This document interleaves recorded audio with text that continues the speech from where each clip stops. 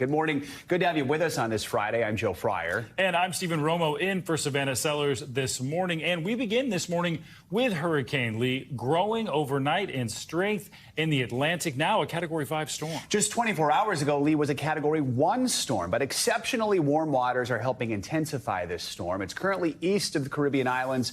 The big question this morning is where will it go next and what impact could it have on the east coast of the U.S.? Let's get right to meteorologist Angie Lastman for the very latest. Angie, good morning. Good morning, gentlemen. This is the talk of the town, right? Everybody's seeing that this system is just so well organized and continues to grow and, of course, rapidly intensify. That's been a big headline over the past 24 hours. Right now, here's the latest details. We do have the winds coming in 165 miles per hour as a Category 5. That is up just slightly as of 5 o'clock in the morning. We're going to continue to see these updates throughout the day, but it doesn't look like we'll see any significant weakening from this system. So we'll expect it to continue on that northwesterly movement right now at 14 miles per hour as it sits just off to the east, just over 600 miles from the northern Leeward Islands. That's one of the spots that we'll see some indirect impacts. But let's start from Wednesday, because if you look back, 11 p.m. Wednesday, we had a Category 1 storm, winds 80 miles per hour, jump ahead just 24 hours, and we blow the rapid intensification criteria out of the water. We really only need a 35 mile per hour increase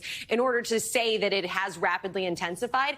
This doubled. We're talking 80 to 160 mile per hour winds in a matter of 24 hours. So really impressive stuff from this system, but it doesn't have anything in its environment to really inhibit it from strengthening. We've got super warm water. We've got low wind shear. The environment is ripe for this system to continue to intensify, although you might notice as we get into Sunday and eventually Monday, it does drop down. It weakens just a little bit. But again, the difference is minor when you're talking a strong Category 4 or a weaker Category 5. Doesn't really matter. Major hurricane is a major hurricane. What's most important is that it looks right now like it's going to stay north of the Leeward Islands. So places like the Leeward Islands, Puerto Rico, Hispaniola, all looking to see just maybe some indirect impacts, maybe some high surf, some beach erosion, some elevated rip current risk. These are things that we'll watch through the next couple of days. And into the weekend, it looks like we're likely going to see a turn to the north. Now, the question is, there's the American model, the GFS we call it. That's one of the solutions with the spaghetti model that we watch. And you can see it does turn to the north. Exactly where it turns to the north is going to be a big question. You might notice if you're out and about through the day today, we have a cold front that's leaving us along the East Coast a little unsettled. It'll help cool down our temperatures. That's going to kind of block us from seeing that system move a little farther to the west. But just how fast and the timeline of how that all occurs is going to be really important. There in the blue is the European model, guys. You can see it does agree pretty well down the line long term that it'll take a turn to the north. But folks in Bermuda, folks along the East Coast, of course, shouldn't let their guard down. We could still see some impacts. And again, along the East Coast, same kind of things for the Leeward Islands. The rip current risk, the elevated surf, all will be on the table for sure this weekend. We'll be keeping an eye on it for days on end, it looks like. All right, Angie, thank you. Of course. Well, turning now to a major disruption that unfolded during one of the most anticipated matches at the U.S. Open tournament yesterday. A group of 4 climate change demonstrators began chanting during the women's singles semifinal game between Coco Gauff and Karolina Muchova. The delay lasted for 49 minutes as police worked to remove the group from that crowd, but that task was made difficult as one of the protesters glued their bare feet to the floor of that seating bowl. Take a listen to how the crowd responded to those demonstrations. Disrupt climate change will. If we don't disrupt climate change will.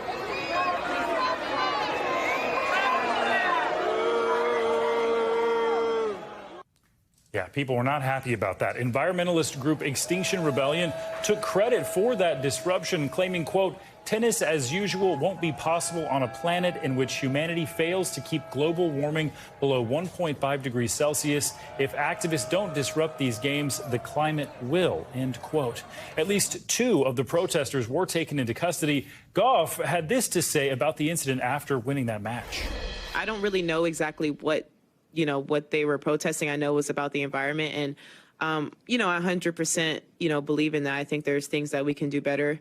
I know the tournaments are doing things to do better for the environment.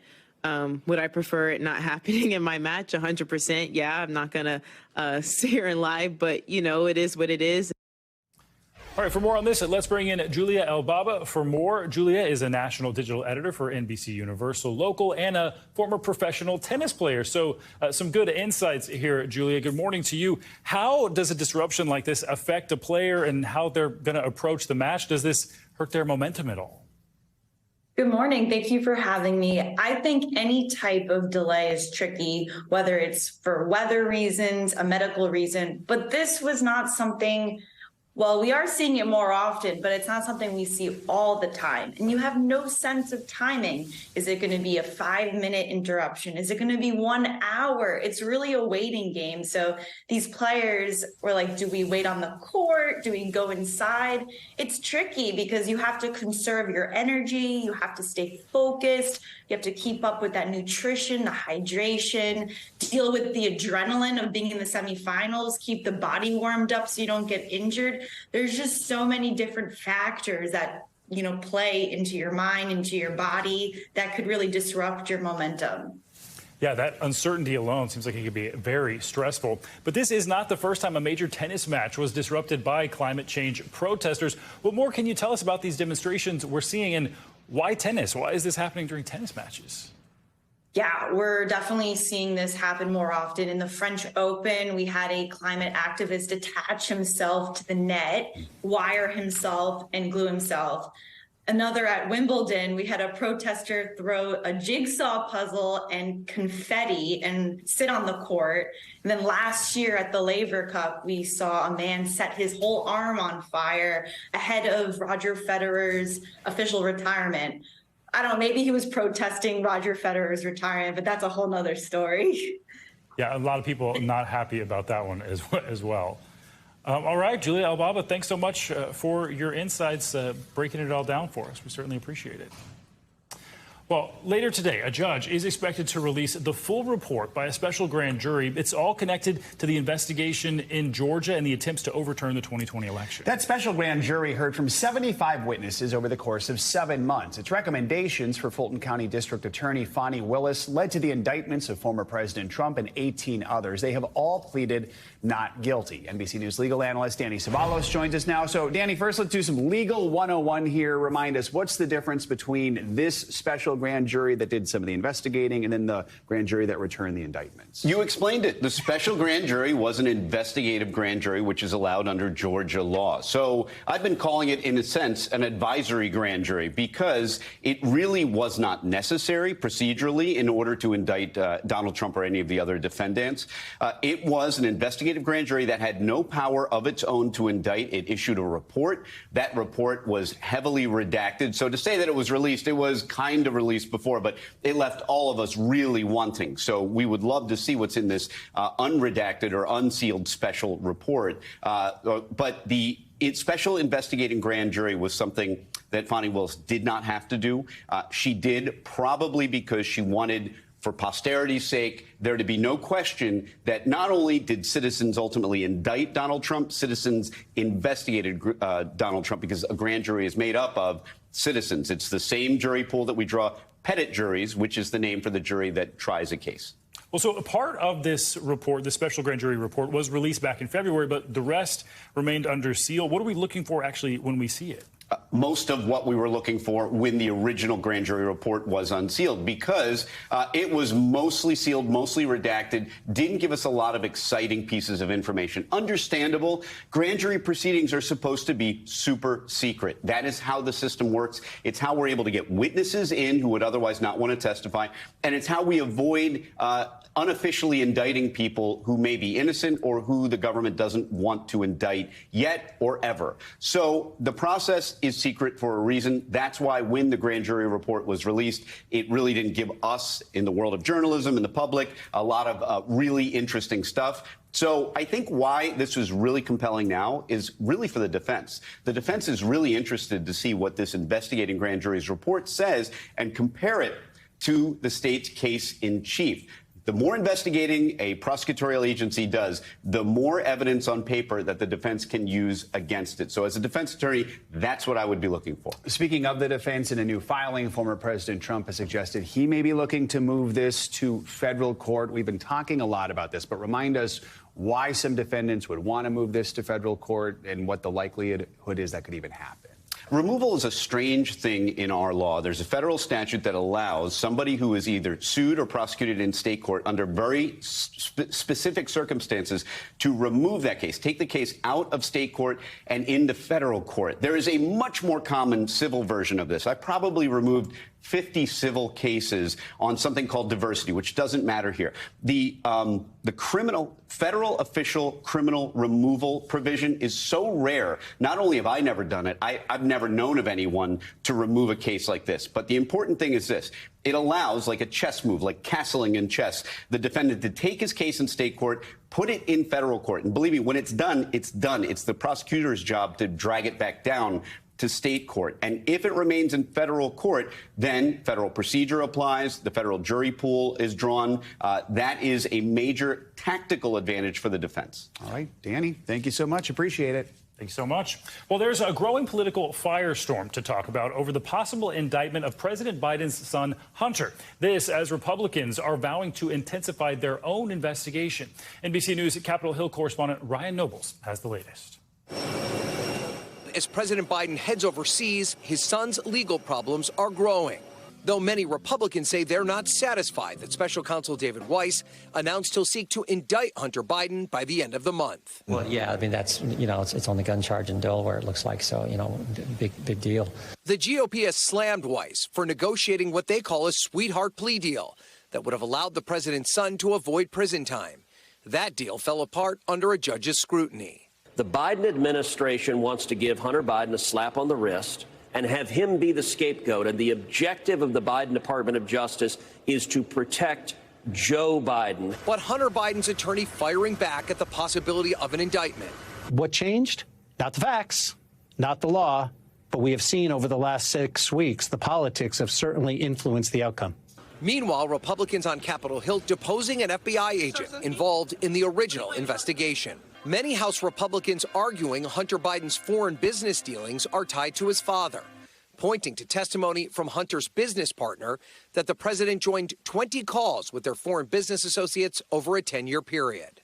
We're going to follow the facts, the evidence, and if it warrants going to an impeachment inquiry, we're going to do that. But some Republicans argue the evidence against the president is not there. But to be clear, sir, at this point, you don't think that evidence has been presented. You're still waiting to see that evidence. I do not think that evidence has been presented, and I don't think there's a need to have an impeachment inquiry.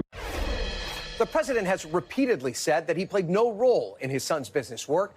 Meanwhile, Republicans are still considering calling the special counsel here to Capitol Hill to testify.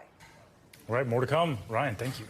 Let's turn to the trip overseas by President Biden. He is arriving in India today ahead of this weekend's G20 summit. Leaders from the world's most powerful countries are gathering amid a fraught political and economic landscape. Two world leaders, China's President Xi and Russia's President Putin, will both be absent from the meeting. NBC News White House correspondent Mike Memoli joins us now from the Indian capital, New Delhi. Mike, so before this weekend's summit, we understand the president's going to hold some talks with India's Prime Minister Modi later today. What can we expect from that? Yeah, hey there, Joe. President Biden making that very long journey from Washington here to begin his 15th foreign trip as president, stopping here in India as well as Vietnam. Of course, the G20 summit is the anchor for that visit, but we've seen what a priority the U.S.-India relationship has been for the Biden administration this year. There have been more than a half dozen visits by members of President Biden's cabinet to India. We remember, of course, President Biden hosted the Indian Prime Minister Narendra Modi for a state visit in Washington just a few months ago. And so the first order of business for President Biden will be sitting down with Modi here to follow up on that visit, to talk about some of the enhanced cooperation on areas like semiconductor chip construction, also enhanced military cooperation between these two countries. I think you're also going to see Prime Minister Modi eager to talk about the U.S.-India cooperation as it relates to space. Of course, India just landed an unmanned aircraft on the moon. Is a point of major pride for Prime Minister Modi, and one I think that they're eager to highlight here as well today. Right, Mike. So let's look ahead at the G20 summit. and talk about some of the main items on the agenda. We know the war in Ukraine is going to be a big part of that. Is the Biden administration hopeful reaching a consensus with other leaders on that issue? Well, Joe, it's often said that the G20 summit is more about dollars and cents, about the economy than war and peace, which is something we often see discussed major international issues at the G7 summit. But it is clear that the continued conflict in Ukraine is potentially disrupting some of the hopes for different countries to put forward together a joint statement of shared values. Now, we do know, of course, that Russia, as a member of the G20, is going to stand in the way of any potential joint statement. We did see last year, for instance, at the G20 summit in Bali, that the communique that was issued at the end of it indicated there was most of the membership opposed Russia's invasion of Ukraine. Listen to what Janet Yellen, the Treasury Secretary, ahead of the president's arrival here in Delhi, said about the potential for a conflict over Ukraine to disrupt the larger agenda here. I understand that this is challenging to craft such language, but I know the negotiators are discussing it and working hard to do so. And we stand ready, certainly, to work with India to try to craft a communique that successfully addresses this concern. Now, we can expect a major announcement as it relates to assistance for what's known as the global south, the developing world here. India sees itself really as a gatekeeper between the developed countries of the G20 and those seeking assistance, including the African Union membership for the first time part of this G20 summit. So the leaders are hoping that that will be the focus of some agreements here, not Ukraine overshadowing it all. Mike, as we mentioned, the Chinese and Russian presidents are not going to be there. How is the Biden administration viewing those absences? Well, on the one hand, President Biden really does like to use these multilateral international forums to try to show that governments can produce results for their people. But you're also hearing from Biden administration officials taking advantage of the fact that two geopolitical, let's say, competitors, Russia and China, are not represented, at least at the leader level here. This morning, I had a chance to sit down with Ambassador Eric Garcetti, the U.S. ambassador to India. Listen to how he framed the absence of President Xi and President Putin from this summit. I think it's a very proud moment for the United States. Our president is here, and the leaders of Russia and China are not. That speaks volumes. We are not disengaging from the world. We show up time and time again.